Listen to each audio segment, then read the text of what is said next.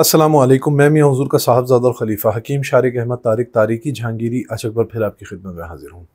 आज का जो हमारा टॉपिक है वो निहायत ही इम्पोर्टेंट टॉपिक है, क्योंकि बहुत सारी जो है वो हमारे पास ऐसी इंक्वायरीज़ भी आई हैं, लेकिन आज तक जो है वो हमारा गुमान नहीं गया कि हम इसके ऊपर बात करें।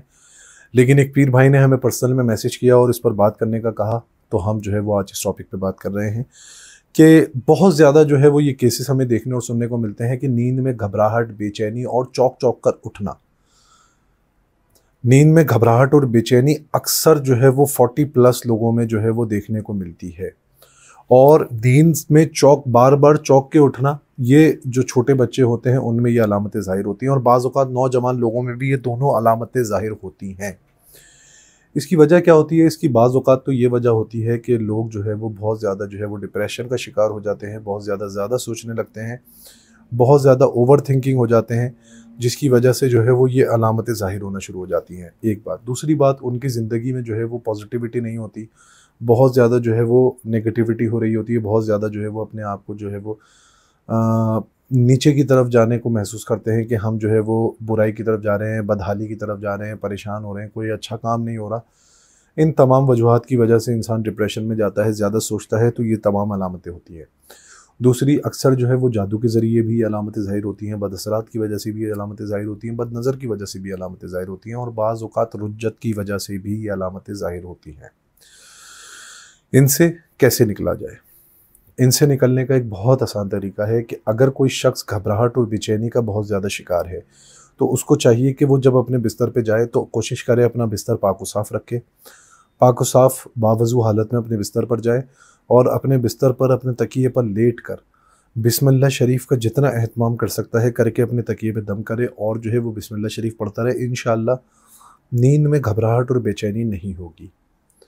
दूसरा, अगर कोई बच्चा या कोई बड़ा या कोई बूढ़ा बार बार चौंक के उठता है, सोते में डरता है, और बार बार चौंक के रोता है, बच्चा जो होता है, तो उसके लिए ये है कि या हफीज़ या सलाम 300 मरतबा पढ़ा जाए, पानी पे दम किया जाए। कोई नौजवान, बड़ा या बूढ़ा अगर करे तो वो पानी पे दम करके पी ले, और अगर कोई बच्चा है तो उसके ऊपर दम डायरेक्ट कर दिया जाए।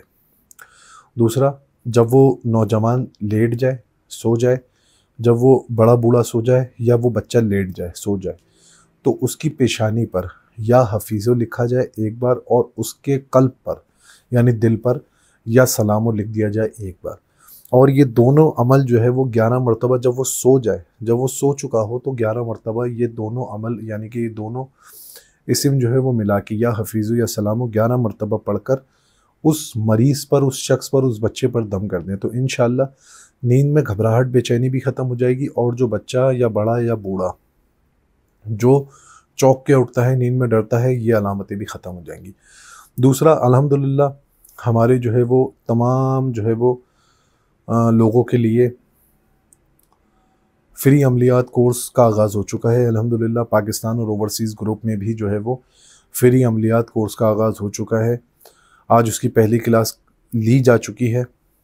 तो आप तमाम अहबाब जो फ्री अमलियात कोर्स का हिस्सा बनना चाहते हैं और फ्री में अमलियात सीखना चाहते हैं, फ्री अमलियात कोर्स के ग्रुप को ज्वाइन करना चाहते हैं, वो अहबाब इस वीडियो के डिस्क्रिप्शन में जो लिंक्स हैं उनको फॉलो करते हुए, उन पे क्लिक करते हुए जो है वो ग्रुप्स का हिस्सा बन सकते हैं। याद रखें कि जो दोनों ग्रुप्स हैं, ये ग्रुप्स सिर्फ़ और सिर्फ अमलियात के ऊपर ही टोटली बेस नहीं करते।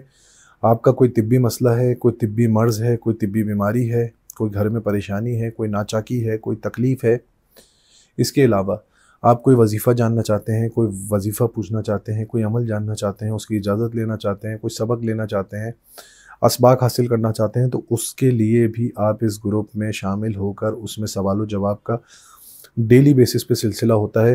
रोज़ाना दोपहर 12 बजे वो ग्रुप ओपन होता है। आपके सवालात के लिए 1 घंटे तक आपको टाइम दिया जाता है, जिसमें आप लोग सवालात करते हैं। 1 घंटे बाद वो ग्रुप बंद किए जाते हैं। उसके 1 घंटे बाद उसमें जवाबात का सिलसिला होता है। तो आप भी किसी ऐसी बीमारी, किसी ऐसी परेशानी, किसी ऐसी तकलीफ़ का सामना कर रहे हैं, किसी ऐसी मामलात के शिकंजे में फंस चुके हैं, तो आप इन ग्रुप्स को जॉइन करें और अपने मसाइल का हल जानें। अपनी दुआओं में मुझे याद रखें। जज़ाकल्लाहु खैरा। अस्सलामु अलैकुम व रहमतुल्लाह।